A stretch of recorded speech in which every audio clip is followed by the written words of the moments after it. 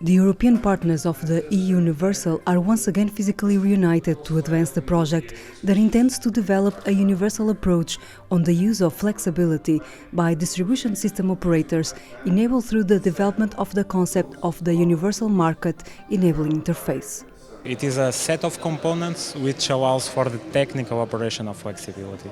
So basically it allows to connect DSOs to market operators and to flexibility service providers to trade multiple projects, multiple products using multiple market mechanisms for that purpose.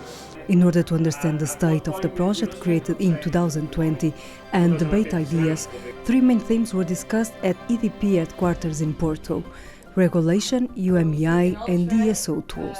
We managed to put things up and running. The challenging now is to develop the demonstrations both in Portugal, Germany and Poland. And so this is the challenge for the next year until July 2023. And so let's hope the COVID allows us to do that. Developing a system that brings new innovative services and market solutions in the energy transition comes with challenges. For example, challenges designing and implementing DSOs.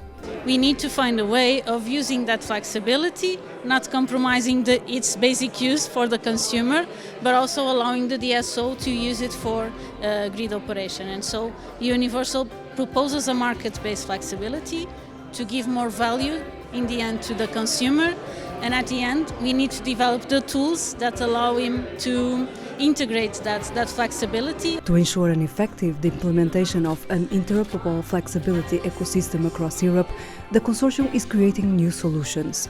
Sandboxes arise as a tool that can bring innovation and new regulation to the market. That there might be a risk also that maybe not always a sandbox is a solution, but sometimes more we need to look at, are the rules clear for everyone?